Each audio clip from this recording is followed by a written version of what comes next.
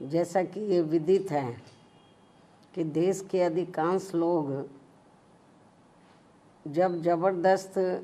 महंगाई, गरीबी, बेरोज़गारी व कमाई घटने आदि की हर दिन की भूख प्यास तथा गरीबी व तंगी के त्रस्त जीवन की मार से अति पीड़ित और दुखी है, तो तब ऐसे में केंद्र सरकार द्वारा देश में रेल का किराया बढ़ाना भी कुल मिलाकर आम जनहित के विरुद्ध व संविधान के कल्याणकारी उद्देश्य की बजाय व्यावसायिक सोच वाला फैसला ज़्यादा लगता है। साथ ही सरकार द्वारा राष्ट्र प्रथम के नाम पर आम जन का जीएसटी की तरह ही रेलवे के माध्यम से भी दैनिक जीवन पर बोझ बढ़ाकर उनका शोषण बढ़ाने की ये परंपरा घोर अनुचित है, जिस पर सरकार अगर तुरंत पुनर्विचार करे तो ये बेहतर होगा। वैसे भी इस समय देश में बढ़ती गरीबी, महंगाई व सम्मानजनक स्थायी रोजगार के घोर अभाव में परिवार को पालने के लिए अपना घर-बार आदि छोड़कर पलायन करने की मजबूरी आदि के कारण यहाँ के करोड़ों लोगों के लिए ये रेल का सफ़र कोई फैशन,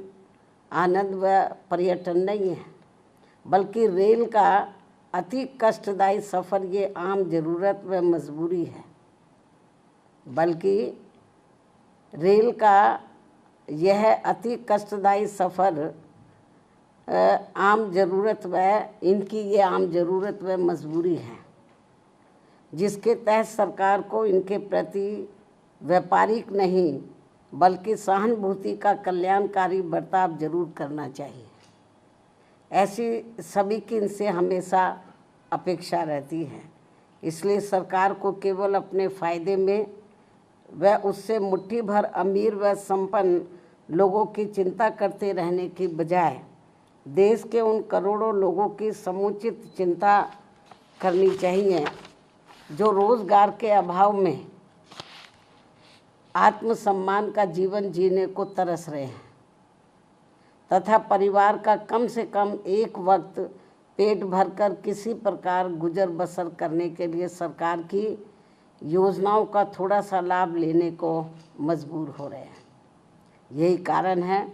कि देश की आबादी में से लगभग 95 करोड़ लोग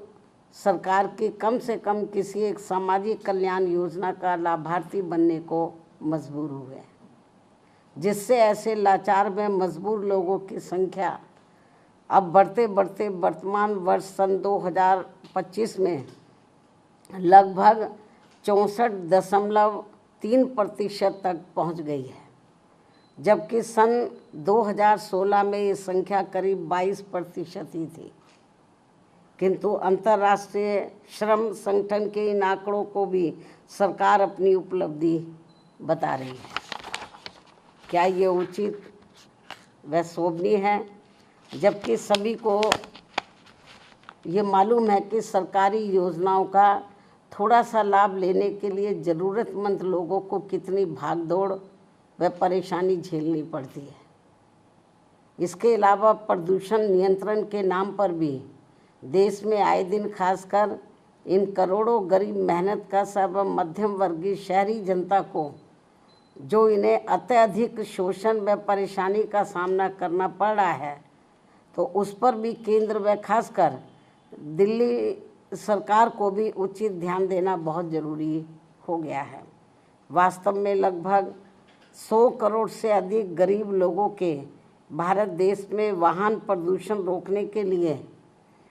उसकी जीवन सीमा पर सख्ती से अनुपालन के अलावा और भी दूसरे बहुत सारे उपायों पर सरकार द्वारा अमल किया जाना चाहिए, जो ये बहुत ज़रूरी है, ताकि इस ट्रांसपोर्ट के उद्योग धंधे में लगे करोड़ों परिवार वालों के जीवन को और अधिक तंगी और परेशानी वाला होने से बचाया जा सके। साथ ही दिल्ली की सरकार द्वारा गरीब व दूसरे प्रदेशों से भी, खासकर यूपी, बिहार व बंगाल आदि राज्यों से रोटी रोजी के लिए पलायन करने वालों को यहाँ बिना कोई दूसरी व्यवस्था किए हुए उन्हें जिस बेरहमी से उजाड़ने का ये जन विरोधी रवैया अपनाया जा रहा है, अर्थात उनकी झुग्गी झोपड़ियों को जो तोड़ा जा रहा है जिस बेरहमी से, तो ये अति दुखद व शर्मनाक भी है। लेकिन दिल्ली सरकार बहाना क्या बनाती है कि हम कोर्ट के आदेश का पालन कर रहे हैं, लेकिन माननीय कोर्ट ने ये नहीं कहा कि जिनको आप उजाड़ रहे हैं तो उनकी आप दूसरी व्यवस्था किए बिना ही उनको उजाड़ दें। कोर्ट ने ज़रूर कहा है कि आप इनको हटाइए, लेकिन कोर्ट ने ये नहीं कहा कि आप इनके लिए दूसरी व्यवस्था ना करें। सरकार की जिम्मेवारी बनती है कि इनके लिए पहले दूसरी व्यवस्था करें इनको बसाने के लिए, उसके बाद इनकी झुग्गियों को हटाना चाहिए। लेकिन ये सब व्यवस्था किए बिना ही तो कोर्ट की आड़ में जो इनके साथ में अन्याय अत्याचार हो रहा, शोषण हो रहा है, तो मैं समझती हूँ ठीक नहीं है। वैसे भी दैनिक उपयोग की आवश्यक वस्तुओं पर भी जिस प्रकार से कीमतें बढ़ाई जा रही हैं, इसके अलावा दैनिक उपयोग की आवश्यक वस्तुओं पर भी जिस प्रकार से कीमतें बढ़ाई जा रही हैं, वे भी खासकर दिल्ली की जनता के लिए भारी मुसीबतें पैदा कर रही हैं। आमदनी कम व खर्च ज़्यादा से लोगों के अच्छे दिन की उम्मीदों का फिर क्या होगा, ये सामाजिक भलाई के संबंध में सोचने वाली अहम बात है। इसी क्रम में देश भर में बिजली की कमी ने भी केवल आम लोगों को ही नहीं बल्कि पूरे व्यापारी वर्ग व छोटे उद्योग धंधों को भी बुरी तरह से प्रभावित कर रखा है। दिल्ली व यूपी सहित कई और राज्यों में भी बिजली के निजीकरण का उचित लाभ किसी भी ज़रूरतमंदों को संतुष्ट नहीं कर पाना भी सरकार की नीति में ये खोट व कमियों को जग जाहिर करता है, दर्शाता है। सरकार इस समस्या का भी संतोषजनक समाधान जितना जल्दी निकाल ले तो वह उतना देश हित में बेहतर होगा। अब मैं अंत में अपनी बात यहीं समाप्त करती हूँ। धन्यवाद। जय भीम व जय भारत।